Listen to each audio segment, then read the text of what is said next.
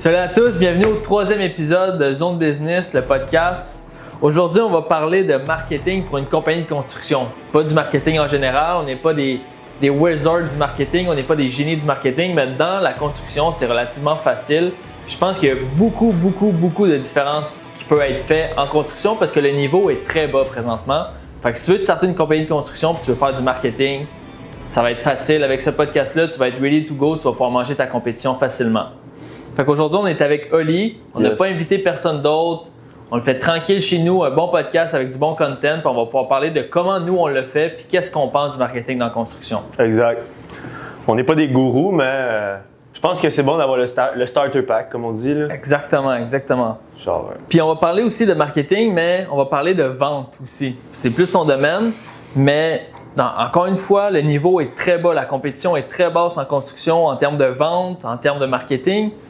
La plupart des compagnies de construction n'ont même pas de CRM. Fait que si tu n'as pas de CRM présentement dans ta business, honnêtement, il faut que tu te renseignes, il faut que tu implémentes un CRM parce que c'est impossible que tu sois sharp sur tes ventes sans CRM. Tu ne peux pas te souvenir de tous tes suivis, tu ne peux pas te souvenir de toutes tes soumissions, à moins que tu aies une petite business, puis c'est ça tes objectifs. Dans ce cas-là, c'est correct, continue avec ton agenda papier. Mais si tu veux scale, si tu veux avoir une grosse business, puis tu veux faire du gros cash, ça va te prendre un CRM down the line. Ça va te prendre des représentants des ventes qui ont des outils aussi pour travailler. Fait que tout ça, c'est obligatoire, je pense. Je veux juste rebondir sur ce que tu as dit pour ce qui est du CRM. Puis tu sais, vu que, mettons, là, on a lancé PlanUp il y a genre un mois, tu sais, je parle à genre plein d'entrepreneurs, peut-être une vingtaine différents, une trentaine différents par jour. Puis honnêtement, c'est juste fou à quel point, je te dirais, la moitié ou même le trois quarts n'ont même pas de CRM. Puis genre, la plupart des clients, ils sont conscients qu'ils oublient des clients, puis qu'il y a des clients qui tombent entre deux chaises, puis on dirait qu'ils ne sont pas plus stressés avec ça de régler leurs problèmes. Mais nous, PlanUp, c'est vraiment la solution à ça, mais on dirait qu'il y en a qu'il faut vraiment leur faire comprendre le problème pour qu'ils le voient, parce que pour eux, ça a l'air comme normal d'oublier des clients, puis d'oublier des ventes comme ça, puis tu sais, un client de plus, c'est plusieurs milliers de dollars dans la construction, fait que juste ça peut rembourser, ça peut payer un salaire, là, tu sais. Ouais, exactement. C'est fou. Tu sais, c'était hier, justement, Olivier avait une démo avec un client pour PlanUp, puis c'était un gars dans céramique, c'est ça? Ouais, exactement, céramique. Exact. On ne dira pas son nom, là. Non. Mais dans céramique, puis il y a une belle business. Je pense qu'il disait qu'il faisait 20 installations par semaine, c'était quand même gros, puis tout. Puis dans le fond, j'étais allé dans la démo vers la fin pour discuter avec le client, puis regarder avec lui, puis tout ça. Puis dans le fond, on s'est rendu compte que sa job moyenne, c'était 10 000 $. Corrige-moi là, si je me trompe, mais 10 000 $, il en faisait 20 par semaine, fait que 200 000. D'après moi, il a exagéré ses chiffres un peu. Je sais comment ça marche, on fait tout ça. Mais il nous a dit qu'il était à l'aise de nous avouer qu'il perdait peut-être une job par semaine à 10 000 environ, à cause qu'il n'y a pas de CRM, puis à cause qu'il oublie des suivis et des clients. Fait qu'on a fait le calcul. Si tu en oublies un par semaine, tu vires 52 semaines par année ou mettons 48 parce que tu prends un mois de vacances éparpillé. À 10 000, c'est 480 000 $ par année. C'est fou pareil, hein? Puis le gars, ça faisait 2 ans. Là. Ça fait qu'il avait peut-être perdu 1 million en vente. Puis comme tu dis, ça avait pas l'air de trop stresser. Sauf qu'il investissait des montants pharaoniques en publicité. Tandis que ça sert à rien de dépenser crissement du cash en publicité si tu es capable de faire plus de ventes, plus de chiffre d'affaires, plus de profit avec un plus petit nombre de publicités, avec un plus petit montant dépensé en publicité. Exact. C'est soit tu baisses ton marketing ou tu t'adaptes à la demande qu'il y a présentement avec le même budget. Tu sais. C'est soit tu fais des modifications en place justement pour qu'il y ait moins de clients, qu'il n'y ait aucun client qui tombe entre deux chaises. Techniquement, il n'est pas censé avoir aucun client. Nous, de notre côté, chez Protect Peinture, moi, tu sais, je suis vraiment à cheval là-dessus. Là. Les clients, je les appelle, là, je suis quasiment fatigant. Puis genre, s'il y en a qui ont tombé en deux chaises, au pire, je le sais même pas. C'est vraiment minime. Puis, comme tu dis, ça avait tellement pas l'air de stresser. Man. Moi, j'étais comme, imagine une par semaine à 10 000. Sa job moyenne, c'est 10 000. Puis, si on perd une par semaine, puis j'ai même dit, même si c'était une par mois, c'est énorme. Ouais. C'est 120 000, le c'est gros. fou, là. Wake up, là. C'est potentiellement son salaire, genre, tu sais, c'est 480 000 $ par année que le gars, il perd, là, mettons, là. Gros, c'est l'équivalent de quasiment 10 employés, là. Plus ou moins, là. À 50 000 par employé par année, c'est 10 employés. Ouais. Fait que tu peux pas me faire croire que c'est pas si grave. Genre, je suis sûr que tu dépenses moins que ça en marketing, no matter what. Exact. Puis, la plupart du temps aussi, les entrepreneurs, ils disent, quand, mettons, moi, je discute avec eux, puis, tu sais, je qualifie leurs besoins, je veux regarder premièrement si on peut les aider. Là, je parle de PlanUp, je parle pas de Protect Peinture. Puis, souvent, ce que j'entends, c'est les clients, ils ont un punch mobile géolocalisé, ils ont une demande de review automatique, ils ont plein de petits trucs en place, mais ils n'ont même pas le CRM. Moi, selon moi, dis-moi ce que tu en penses, mais le CRM, c'est vraiment l'étape numéro 1. Ça part de tes ventes. Si tu fais pas de vente, ça sert à rien que tu aies des employés qui punchent, parce que tu fais pas de vente. Fait que tu y vas en ordre, là, mais first thing first dans une business, c'est des ventes. Après ça, tu as des opérations, puis après ça, tu as du service après-vente. Mais tu commences par régler tes ventes pour après ça essayer d'augmenter. Si tu n'as pas une fondation solide, ça ne sert à rien que tu aies le meilleur logiciel du monde pour faire des demandes de review automatique si tu n'es même pas capable de générer un client. Exact. Puis comme on disait, oui, il y a le CRM. Un coup que tu as managé ton CRM, puis pour ceux qui ne savent pas c'est quoi, là, parce que ça fait peut-être 5 minutes qu'on parle d'un CRM, il y en a qui ne savent pas c'est quoi, là, mais explique-nous concrètement c'est quoi un CRM. Des fois, quand je l'explique aux clients, même moi, des fois, je peux avoir quelques difficultés, mais un CRM, c'est un Customer Relation Management.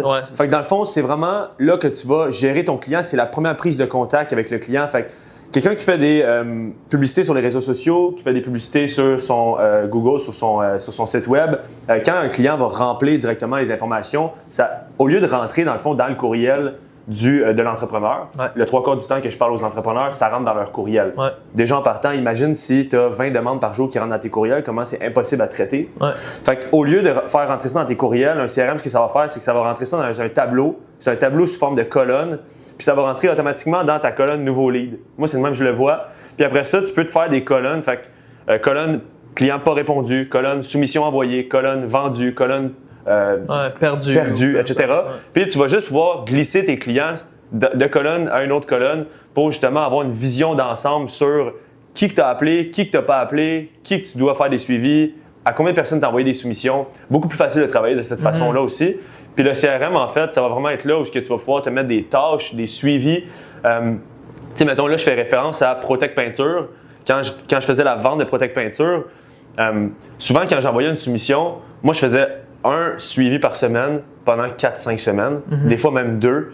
Fait que tu sais, quand tu fais comme une vingtaine de soumissions par jour, imagine de penser à rappeler tous ces gens-là. Impossible. C'est impossible. Puis même dans un Google Agenda, ceux qui disent « Ah, moi je mets ça dans mon agenda », c'est quand même de la... C'est quand même pollué. Puis c'est ça, c'est pollué, exactement.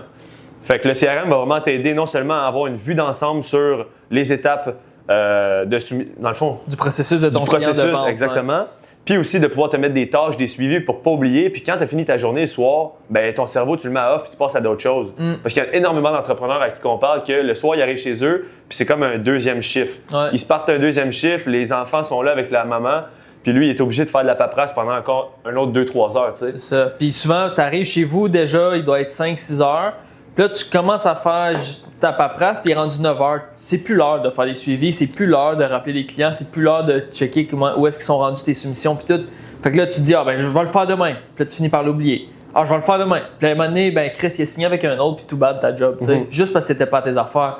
Puis l'autre avantage d'un CRM, c'est d'avoir des données sur ces ventes. Fait que c'est quoi ton closing rate? C'est quoi ton taux de clôture? C'est quoi combien de leads à qui tu as parlé cette semaine? Combien qui en est rentré dans ton pipeline? Ça te permet d'avoir des datas sur tes ventes pour ensuite pouvoir améliorer certaines données parce que si tu sais que tu as un closing rate de 5%, c'est un problème. Fait qu'on va aller targeter comment avoir un meilleur closing rate, comment closer plus d'ouvrages, Fait que tu es capable de voir palier par palier, processus par processus, où est-ce qu'on peut s'améliorer dans la business en termes de vente. Puis après ça, c'est beaucoup plus facile d'aller générer des ventes, beaucoup plus facile de grossir une business quand tu vois clair dans tes ventes. En fait, c'est parce que de tracker ces données, c'est que ça permet, comme tu dis, de bien décortiquer chaque étape puis de voir où le problème quand il y en a un. Puis aussi, c'est toi qui le dis, c'est toi qui es plus master là-dedans, mais techniquement, quand tu traques tes données, comme tu as dit, ça te permet de faire un calcul simple de savoir combien tu dois mettre en marketing, combien tu dois dépenser en publicité par jour pour avoir tant de ventes. C'est ça. Dans n'importe quelle industrie, je pense, dans n'importe quel truc, je pourrais arriver, prendre le CRM de la business, s'il y en a un en place, puis dire c'est quoi ton objectif dans 6 mois, c'est quoi ton objectif dans 1 an, 5 ans, 10 ans. Puis je serais capable de décortiquer jour par jour combien ça va te coûter en publicité si on garde ces données-là. C'est sûr que si on augmente ton closing rate, si on augmente certaines choses, là il y a des données qui vont changer dans the line. Mais je pourrais rentrer dans une business de jouets Ben, peut-être pas de jouets parce que tu rentres dans un magasin, tu l'achètes, tu fais pas de suivi. N'importe quel autre business de service, même si c'est pas un service, honnêtement. Un produit. Exact. Ça peut être un produit, le calcul est le même. Le calcul est le même. Exact. Fait que vraiment, de tracker ces données, le CRM va pouvoir nous donner ces informations-là, de ne pas oublier des clients, d'avoir une vue d'ensemble. Au final, c'est vraiment ça. Moi, je voyais ça comme de l'organisation pour mon cerveau. C'est vraiment ça. C'est l'outil numéro 1 d'un vendeur à ses affaires. Si t'as pas 100%. Ça. Fait que tu sais, tous les pseudo-vendeurs, là, moi, j'ai pas besoin de ça, moi, arrête, t'es pas bon. Tu comprends? C'est impossible que tu sois bon, c'est impossible que tu sois à tes affaires à ce point-là. Sinon t'es un ovni. Là. Ou t'as une ou deux équipes. Parce que, honnêtement, en haut, 3, 4, 5, 6, 10, 20 équipes, puis si c'est ça ton but de toute façon dans le futur, autant mieux l'adopter maintenant. Dans le futur, tu vas avoir des représentants, tu vas avoir une structure en place. C'est difficile, puis on l'a vécu, c'est difficile d'inculquer des politiques d'entreprise quand tu n'es déjà pas à mi-chemin, mais quand tu as déjà quand même une certaine grosseur. Tu sais, je fais référence, mettons, au punch mobile avec géolocalisation. Tu sais, ça, c'est des choses que tu mets en place dès le début. Parce que si tu as déjà 15 employés puis il faut que tu implémentes ça, c'est plus compliqué. Des fois, les gens ont un peu plus de misère à l'adopter. Tu sais. Parce qu'il y en a, on n'utilisait pas ça avant puis ça allait bien. Exact. Fait que c'est ça, t'es mieux de commencer avec une bonne fondation comme on a parlé au début puis tout. Là, on a parlé vente CRM, mais on n'a pas parlé de marketing. Fait que comment générer un prospect pour qu'il arrive dans le CRM? Puis il y en a beaucoup qui se fient sur le bouche à oreille, il y en a beaucoup qui se fient sur moi je fais de la belle ouvrage, fait que je manque jamais d'ouvrage.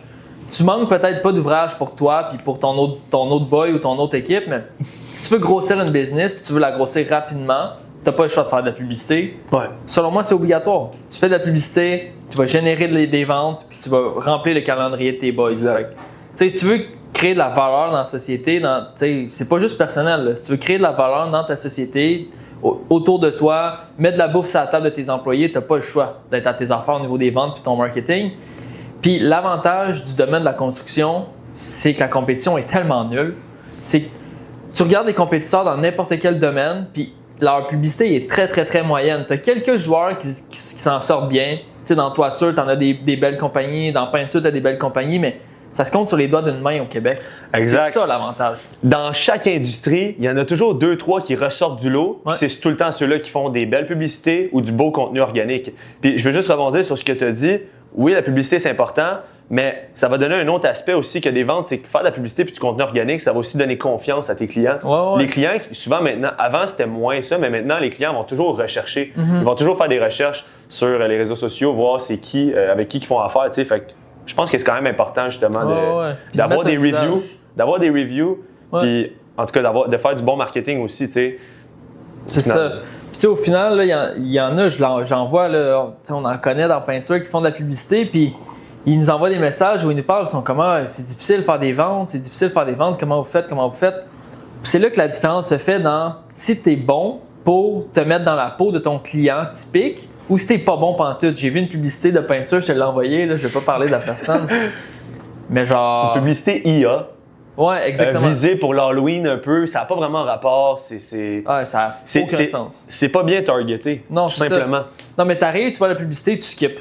Directement, t'es comme what the fuck, tu skips. On sait même pas c'est quoi. Il n'y a pas de sous-titre, il n'y a pas d'explication, il n'y a pas de texte. Exact.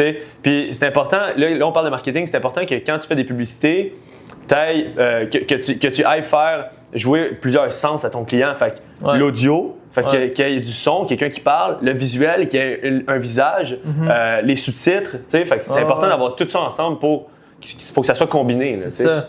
Puis dans la construction, l'autre avantage qui est relativement facile à mettre en place dans le marketing, c'est que tu as souvent des avant-après. Tu fais du pavé, tu as un pavé dégueulasse où tu n'en as pas pantoute. Après ça, tu as une belle job de pavé au niveau super belle. Avant, après. Photo, simple.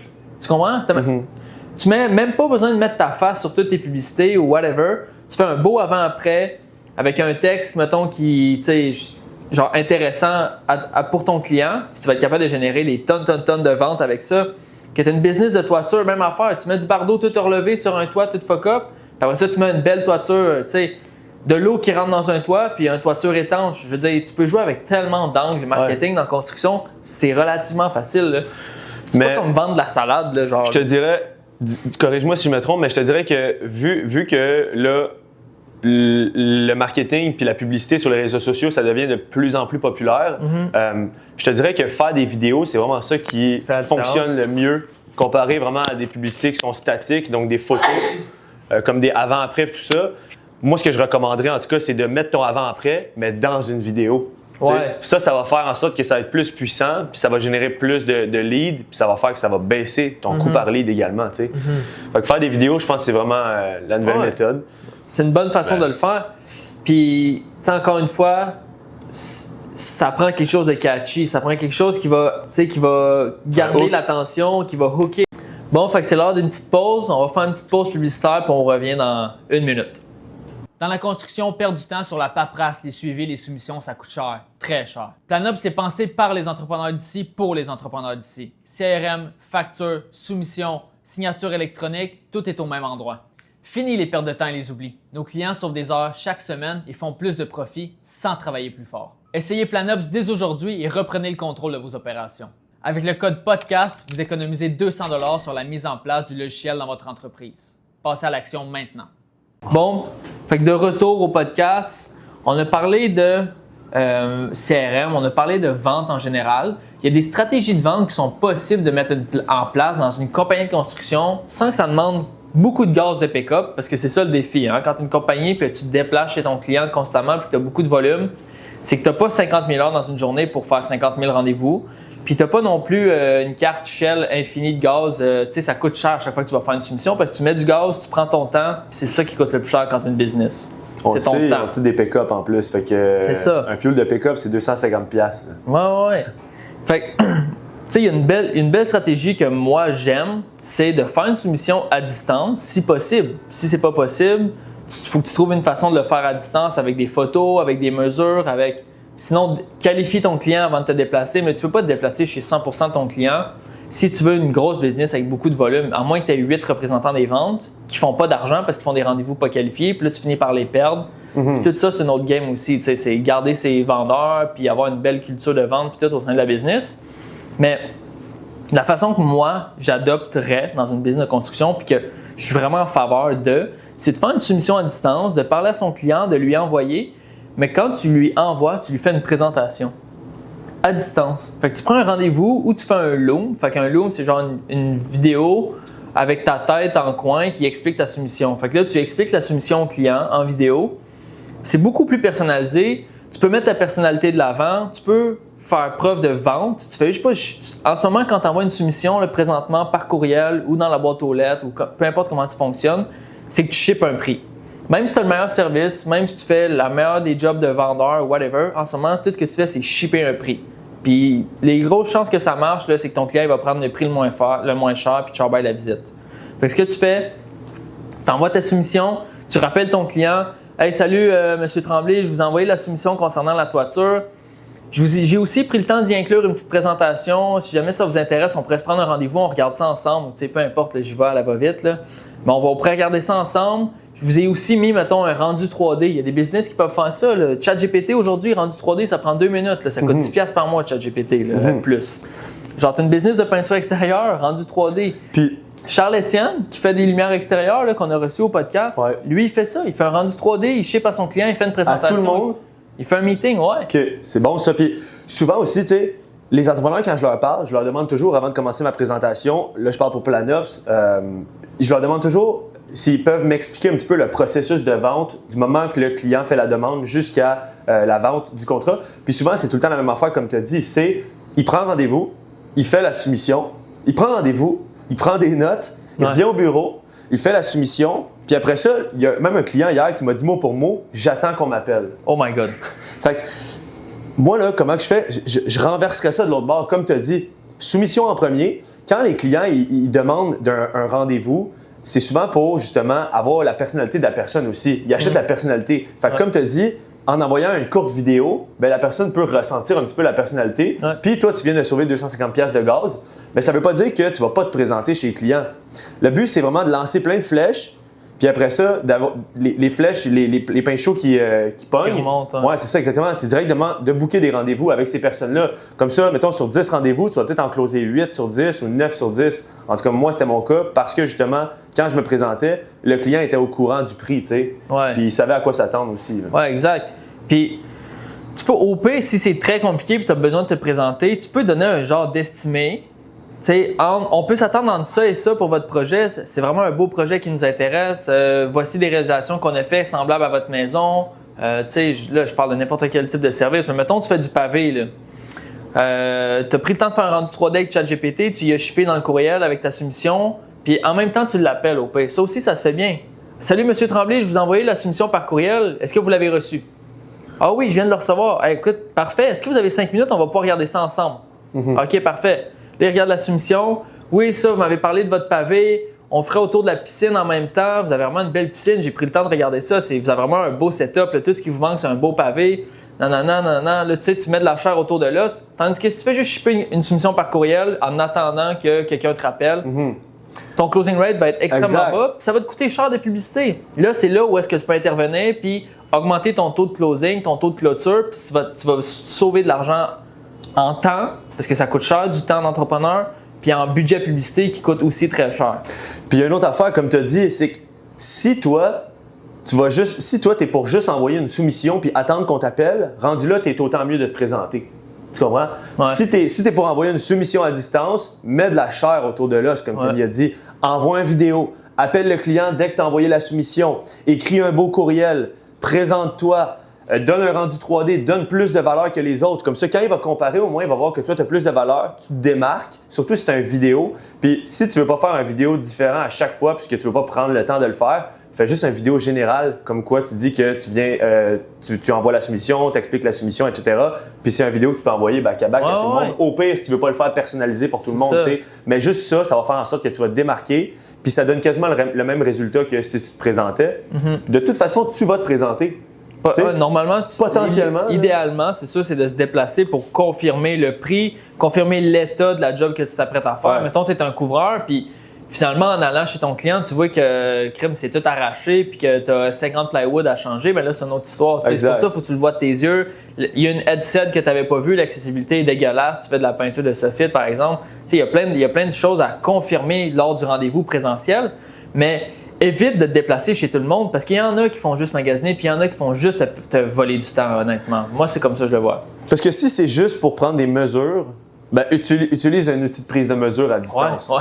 Nous, on l'a dans Planops, puis honnêtement, les entrepreneurs qui travaillent avec nous, qui ont une business de service extérieur, l'utilisent, puis ça a vraiment été game changer pour eux. Fait que si c'est juste pour prendre des mesures, adopte Planops ou adopte, peu importe, là, puis utilise une outil de prise de mesure extérieure, à distance, excuse-moi. Si c'est pour voir l'état des surfaces, bien là, bien évidemment, tu dois te présenter ou tu dois demander des photos, mais ça se fait par après, selon moi, par après la soumission. Exact. Comme ça, tu peux vraiment y aller en volume. Là. Tu peux envoyer des soumissions. C'est ça, puis au moins ils sont personnalisés, puis tu as plus de chances de closer. Parce que c'est ça l'important, tu comprends?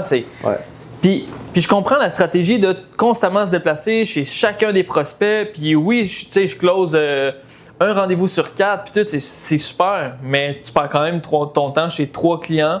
Ou est-ce que tu as peut-être fait 1 heure de route pour y aller? Honnêtement.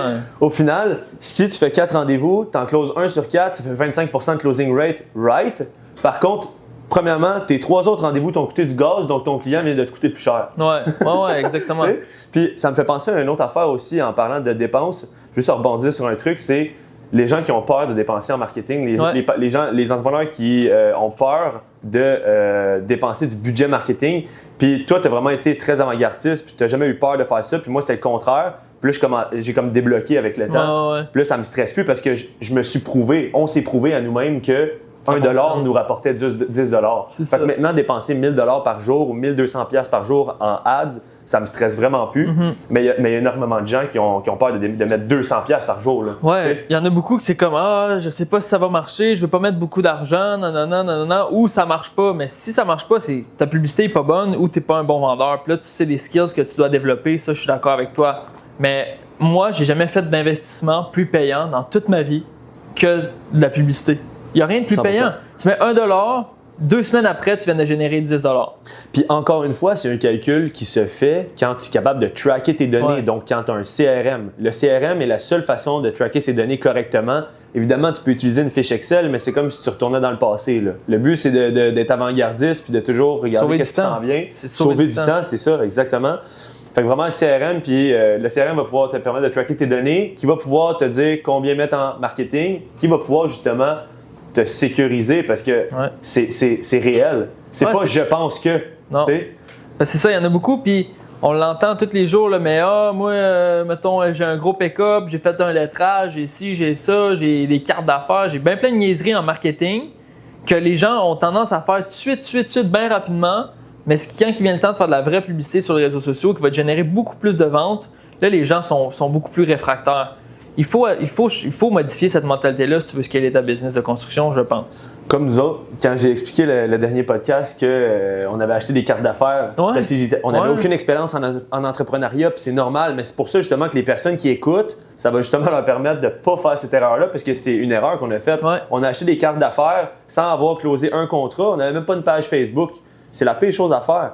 Puis, il y a plusieurs types de marketing. Là, depuis tantôt, on parle de marketing digital, mais il y a encore le marketing traditionnel qui fonctionne, mais selon moi, qui est vraiment plus adapté à la réalité de nos jours. Mais c'est pas le meilleur retour sur investissement que tu peux avoir, du moins. Tu peux pas le calculer non plus. Tu sais, exemple, payer pour avoir sa compagnie sur des napperons.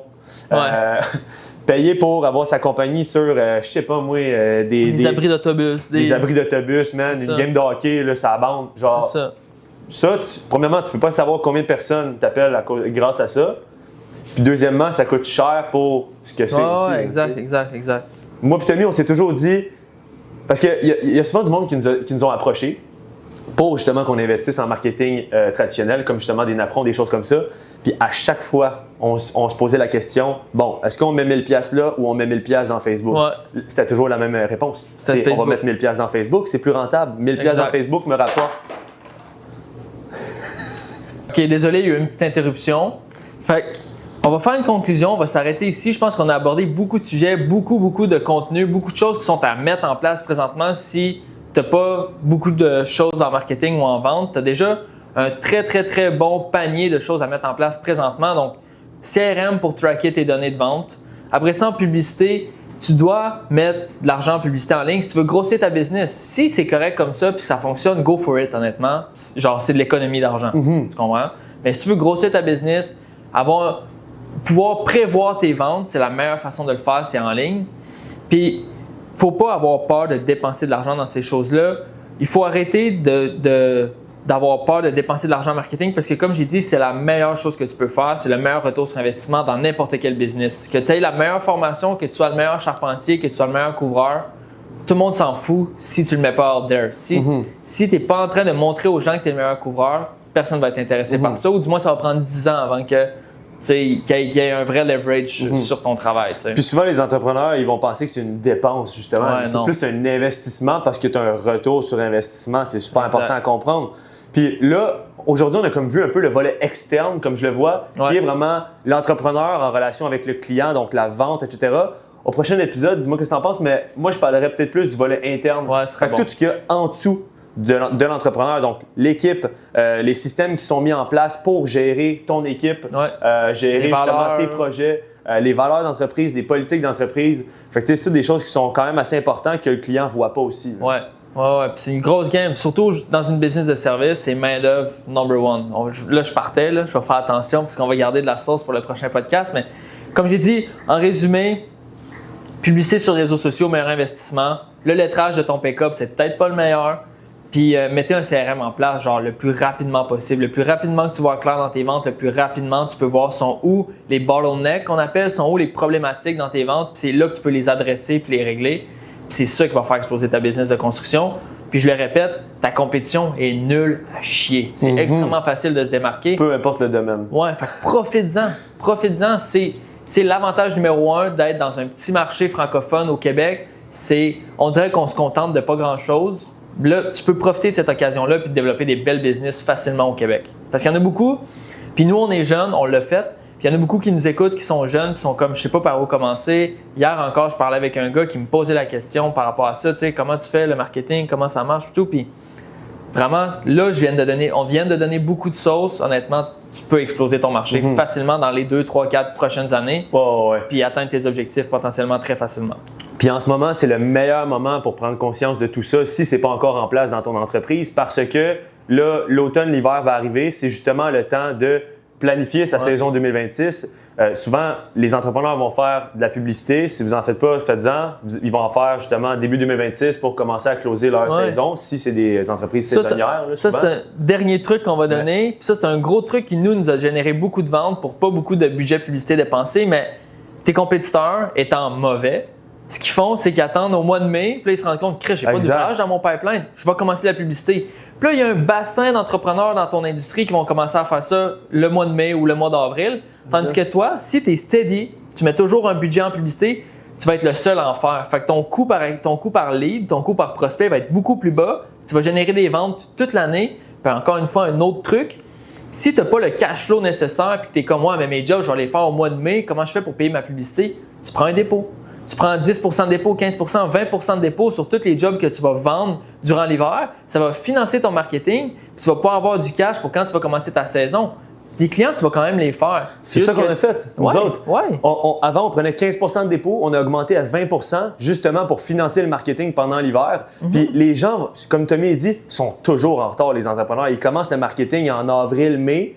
Nous, là, en tout cas, on a gardé le marketing tout l'hiver dernier. On était en mars, j'avais 2 mois d'avance. C'est ça. La saison n'était même pas commencée. Elle commence mi-avril pour la peinture ou fin avril. J'avais déjà 2 mois d'avance. Exact. Je m'étais pris en avance sur tout le monde. Puis chaque client qu'on avait acquis, qu'on avait closé, m'a coûté moins cher parce que mon lead m'a coûté moins cher parce que les entrepreneurs ne font pas de publicité. Donc, les demandes ils coûtent moins cher. Exact. Puis les clients, tu as beaucoup moins de compétition parce que les clients, ils voient juste toi sur Facebook quand tu es le seul à faire de la publicité durant l'hiver. C'est fou, hein? Fait qu'honnêtement, ça, c'est un gros game changer. On va arrêter là. Si vous voulez exploser votre business, vous pouvez nous contacter. Honnêtement, il faut que j'arrête de donner de la sauce gratuite. Il faudrait que je charge 200$ de l'heure à partir de maintenant. C'est drôle parce que vu que Tommy commence à être un petit peu plus connu sur les réseaux sociaux, mettons dans l'entrepreneuriat ou plus dans la construction, là, souvent, quand mettons, moi je reçois des appels de Planops ou quand j'appelle des clients, ils demandent à parler à Tommy ou ils me demandent si c'est Tommy qui parle. C'est pas Tommy, c'est moi. Mais souvent, les gens veulent parler avec Tommy. Puis il y a tellement d'entrepreneurs, souvent c'est plus des jeunes, mais ils me disent qu'ils cherchent un mentor, etc. Ah ouais, hein? Puis moi, je leur dis, écoute, t'embarques avec nous autres. T'sais, on va pas te donner des conseils en plus. Ouais. On peut te conseiller. C'est du knowledge qui est gratuit. Là, au final. Puis il y a une chose que peut-être qu'on va faire début de saison estivale prochaine. Fait que mettons mars, avril, j'aimerais peut-être faire un bootcamp, genre d'entrepreneur. Fait que ça serait, mettons, quelques entrepreneurs, on se rassemble puis comment faire l'acquisition client. Comment avoir une belle équipe au niveau opérationnel, comment grossir ta business de construction, genre tout ça, on pourrait les mettre ensemble. Ça serait pas, en tout cas, on en reparlera là. Ouais. Moi, je suis 100% ouvert puis je suis down pour ça, mais ça serait pas quelque chose qui est en présentiel. Non. On sait que les entrepreneurs sont tous occupés, fait que ça serait vraiment plus comme un genre de webinaire là, pour ceux qui savent c'est quoi. Fait que mettons un Zoom en ligne. À chaque jour, on aborde un sujet différent, puis il y a peut-être 2-3 invités qui ont du succès dans le domaine de la construction, qui vont pouvoir parler aussi. Fait que ça, c'est un de nos projets qui s'en vient potentiellement. Puis je veux juste rebondir sur tout ce qui est marketing, CRM, vente qu'on a parlé. Comme Tommy a dit au début, on n'est pas des gourous, on n'est pas des génies de ça, mais on s'est bien entouré. Fait que c'est super important, vous aussi, que vous faites la même chose. Nous, on ne fait pas notre marketing tout seul. On a quelqu'un à l'interne qui fait le marketing avec nous, tout le contenu. Puis on a même une compagnie avec qui on fait affaire, une agence, excusez-moi, qui justement nous aide. C'est externe. On paye par mois pour avoir des services de des professionnels qui sont meilleurs que nous. On délègue ça aussi. Là, Non, honnêtement, n'ayez pas peur de dépenser en publicité. Point barre. Passez à Planops. Ciao, bye. Peace.